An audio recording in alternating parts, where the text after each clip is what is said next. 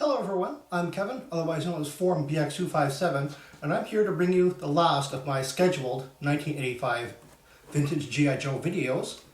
And today I have the Cobra Moray Hydrofoil. And here's a quick look around my box. This is a Canadian version.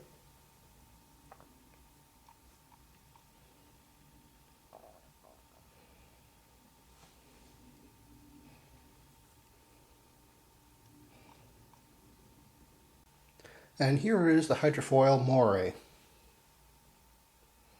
has a lot of interesting features. One of them is this big smokestack button here.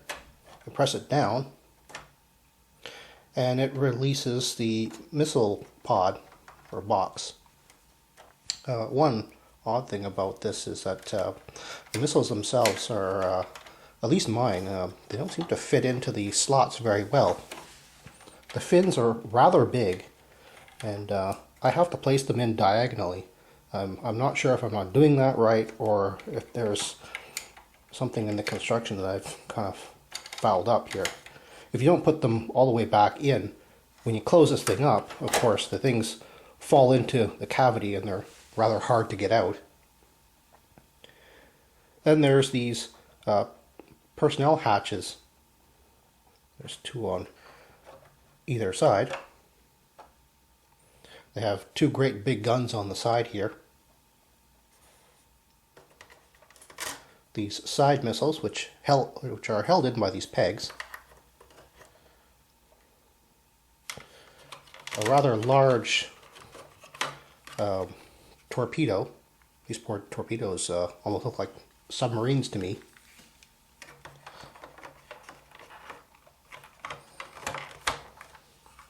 On the top, we have a swivels all the way around, an elevating machine gun. As you can hear, this the machine gun's elevator hinge has a clicker in it, but mine doesn't seem to want to work sometimes. There's also a seat in there with a footrest. At the back, we have four of these tiny machine guns. I have to say they don't fit in very well. Like the ones here, they don't want to fit in at all. And if I push them down too hard, I'm afraid I'll snap off these tiny little pegs which are holding the things in. They'll be quite useless if they crack off. The back also has a large removable engine cover. Whoops. Showing the engine detail and the huge muffler and exhaust. Inside are these storage bins. They're rather shallow and rather narrow, but on the top of the bins there are 3 foot pegs. So this actually makes it easier just to put the figures on this outside and then to place the whole thing on the inside. There's one on the other side as well. Of course, it comes with 4 depth charges, which well, they usually roll out a little neater than that. Place them back in here. Oh, there we go.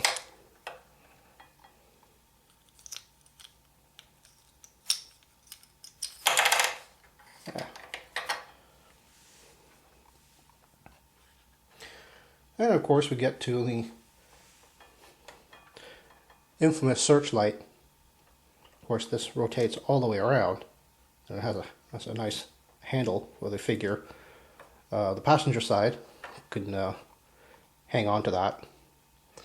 The previous owner of this didn't put the lens on. Apparently he left it on the sprue arm. I'm not going to take this thing off to put in here because this thing doesn't seem to have any way of clicking in there, and the only way to keep it in there is to glue it in.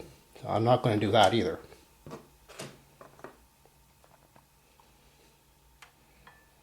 Of course, the driver's side has a rather large steering wheel, which I don't believe turns. No, it doesn't turn. And at the back we have this huge tongue sticking out here, which I'll demonstrate in a moment.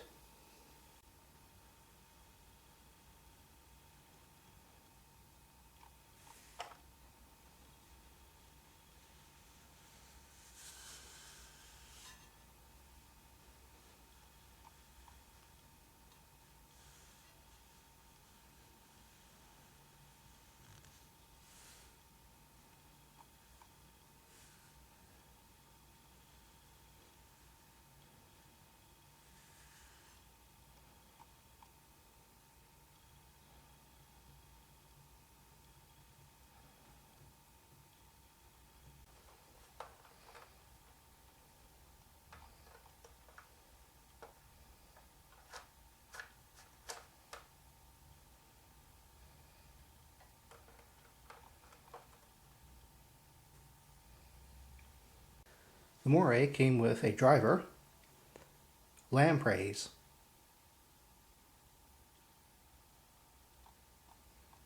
Very interesting, almost gunmetal silver color. And that's the plastic, of course. It's not painted on.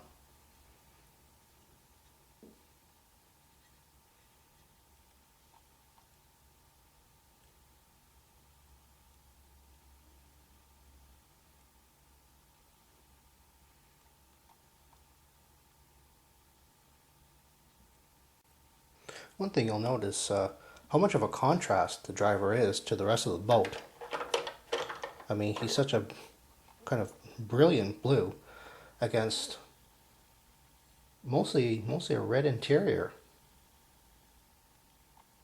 I'm not sure what this thing was. I think it might have been an antenna. There's nothing supposed to, I don't think there's anything supposed to go there, but I usually just hang the driver's gun there. One thing I'd like to say before I go is the figures that fit into these little compartments, they can't stand up straight.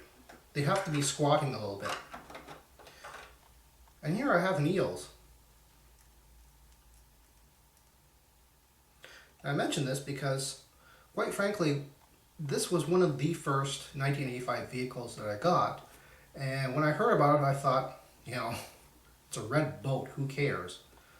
But when I finally got it in my hands, and I thought, well, you know, the driver is kind of bright blue.